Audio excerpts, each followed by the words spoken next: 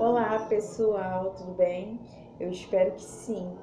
Bom, hoje eu vim falar aqui em relação à minha trajetória com a psicologia, como eu me encontrei com a psicologia.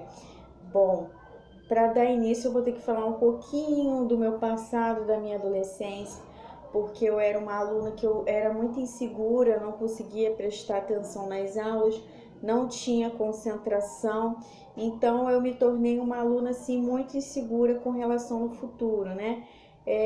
Eu não tinha pensamento assim do que eu iria cursar exatamente, o que eu queria, mas eu tive grandes influências dentro da minha casa, claro, que é sempre assim. Meus pais assistiam muitos filmes de serial killers, né? Documentários, né, que tem em diversos canais, Discovery, etc. Então, na escola, assim, eu não me identificava muito com as coisas e eu não conseguia ter concentração por conta do vídeo anterior. Eu não conseguia ter concentração.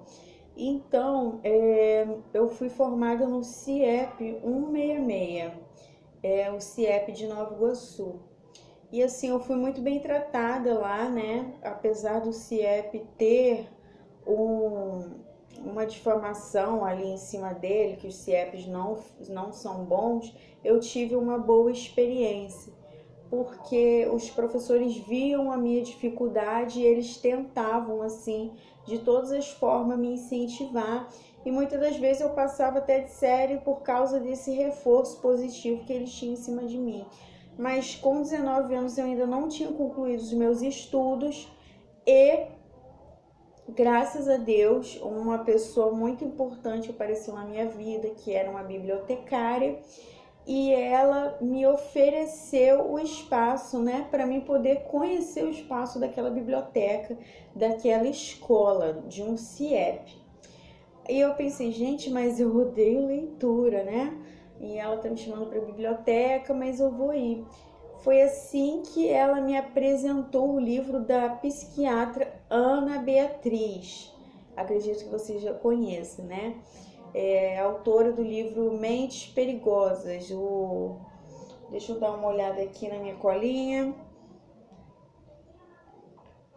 Mentes Perigosas. O psicopata mora ao lado. Eu li esse livro no CIEP. E esse livro foi muito interessante para mim porque ele me deu um despertar para os transtornos, né, psiquiátricos. Os transtornos ali era relatado os transtornos brasileiros, né? Ela fala de pessoas que eu não vou citar aqui o nome, claro, né? Psicopatas brasileiros assim que foram para a mídia e explodiram. E esse livro trouxe muita conscientização até para a população, né? Porque muitas das vezes a gente tem a impressão que o psicopata tá lá, mas na verdade ele tá do lado, né?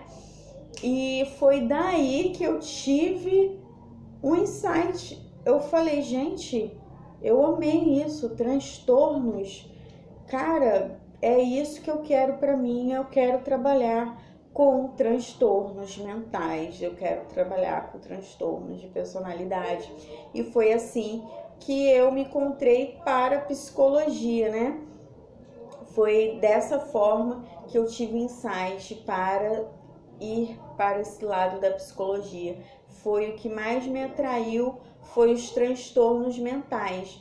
Bom, nesse período, né, veio recessos escolares, os professores ficaram depois em greve, aí eu demorei um pouquinho a me formar, mas eu já sabia o que eu queria. E graças a essa apresentação do livro, né, de uma pessoa de fora que botou fé em mim, num adolescente na época, eu me despertei muito e falei, eu quero ser psicóloga. Engraçado, né? Porque foi através de um livro de uma psiquiatra. Eu falei, eu quero ser psicóloga.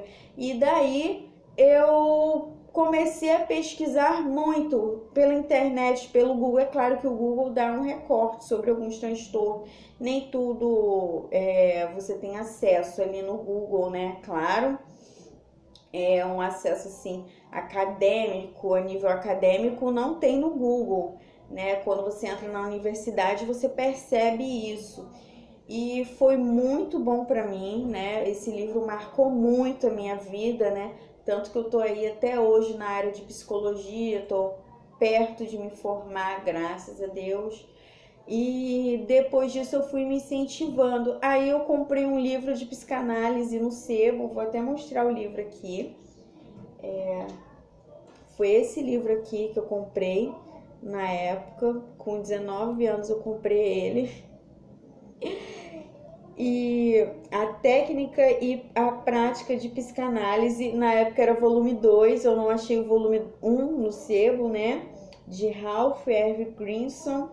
E aqui neste livro ele relata sobre os pacientes dele, da transferência, contra-transferência. E assim, na época, com 19 anos, quando eu li, foi muito complexo, porque eu não entendia o que era uma contra-transferência, o que era uma transferência, né? Que muitos podem chamar de projeção positiva, negativa. Eu li ele. E daí eu fui pesquisar mais sobre Freud, né? Porque o Freud, assim, na internet, tem então, quando você vai falar de psicanálise na internet, que aparece logo de cara, pá, Freud, né? Mas existe outras abordagens psicanalísticas, né? Que não está relacionada ao nome do Freud. E eu cresci com essa influência também na infância, de ouvir falar muito sobre Freud, né? Então, tudo uma questão muito inconsciente. O meu pai falava muito sobre Freud. Freud explica, né? Essas pequenas coisas. Síndrome de Édipo. Eu cresci muito ouvindo sobre isso. Só que contato mesmo com livros foi o grande insight que eu tive, né? Porque uma coisa é você ouvir falar, outra coisa é você ler. Ler é outro patamar, né? Suas sinapses ali começam a funcionar de forma diferente. E foi muito bom para mim, assim, graças a Deus foi a área que eu me encontrei e até hoje eu tenho muito interesse em formação na psicopatologia, né? Na semiologia dos transtornos. Desde os meus 19 anos lá, né, dentro do senso comum e até agora numa formação acadêmica. Bom, espero que esteja bem esclarecido para vocês, porque muitas pessoas perguntam sobre isso. E eu vou trazer mais, vídeos relacionados a isso, com baseamento de artigo científico, o porquê que as pessoas escolhem, né, a psicologia. Eu vou trazer vídeos relacionados a isso. Entendeu? Tudo é muito subjetivo nosso. Isso é muito importante. Então, gente, eu espero que vocês tenham gostado do vídeo, tenha sido muito esclarecedor e obrigado mais uma vez por me ouvirem.